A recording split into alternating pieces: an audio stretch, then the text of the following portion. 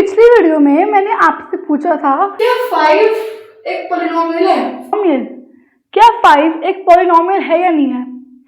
तो ये चीज काफी कंफ्यूज करती है, बट एज आई सेड कि अपने बेसिक पे स्टिक रहो।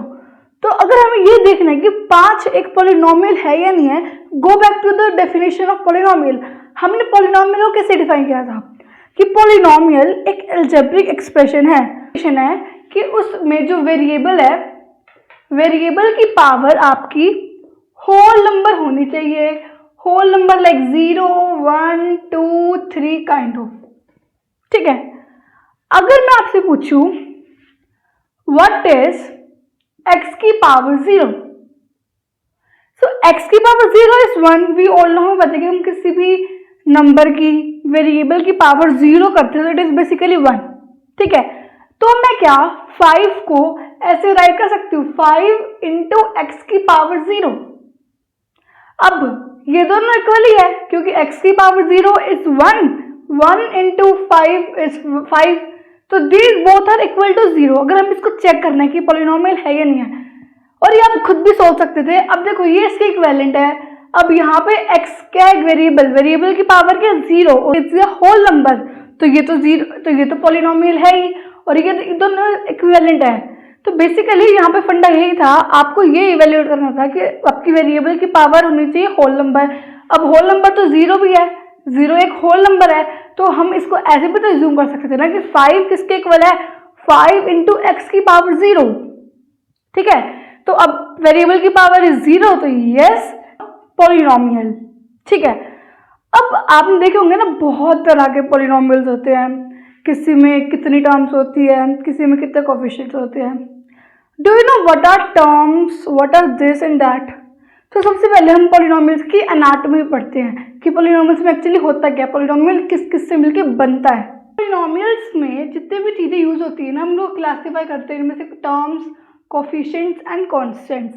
तो टर्म्स वो होती है जो बेसिक अरिथमेटिक ऑपरेटर्स है ना, लाइक प्लस माइनस, उनसे सेपरेट होती है। जैसे कि देखो यहाँ पे एक है 5x स्क्वायर, ठीक है, एंड यहाँ पे एक है 2x।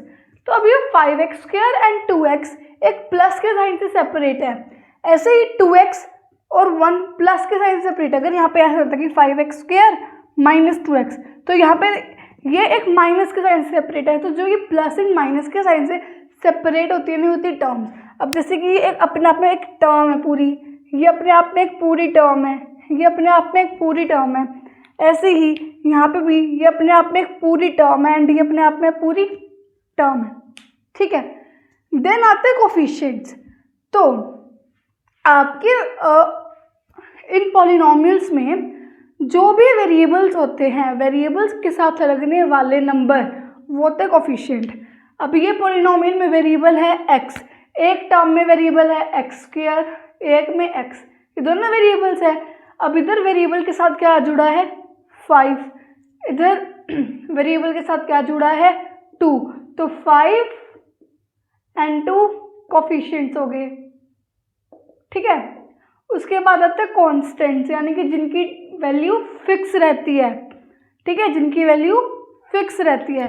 अब यहाँ पे इसकी वैल्यू जो भी हो, इस ओवरऑल टर्म की, अगर x की वैल्यू 1 है तो इस पूरे टर्म की वैल्यू हो जाएगी 1 का स्क्वायर 1, 5 इंटू 1 इज 5। x की वैल्यू तुम्हारी 2 है तो 2 का स्क्वायर 4 इंटू 5 20। तो यहाँ पे इन दोनों टर्म्स की वैल्यू चेंज होगी जैसे जैसे x की वैल्यू चेंज होगी, बट यहाँ पे 1 ये टर्म तो फिक्स है, x1 हो, x2 हो, x3 हो, इसकी वैल्यू तो 1 ही रहेगी ना। तो ये होती है कांस्टेंट, यानी कि जिनकी वैल्यू फिक्स रहती है। अब इस पॉलिनोमियल में कांस्टेंट की वैल्यू क्या है 1, इस पॉलिनोमियल में कांस्टेंट है ही नहीं।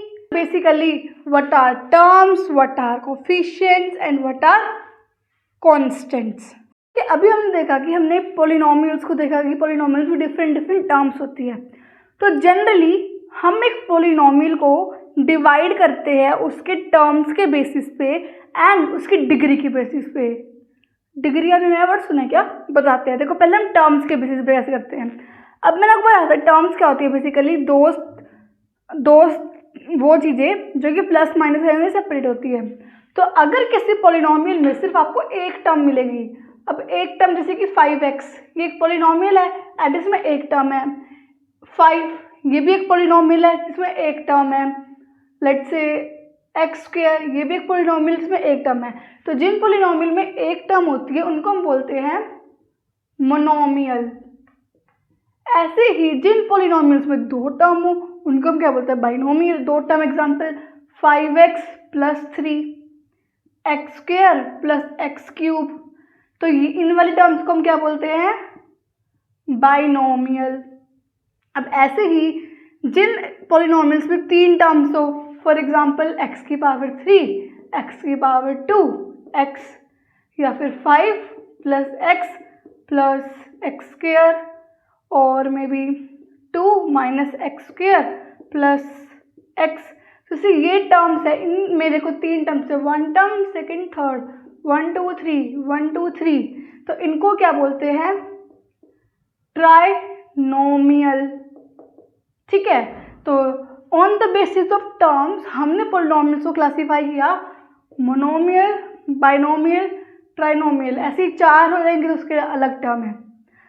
फिर हमने क्लासीफाई किया on the basis of degree.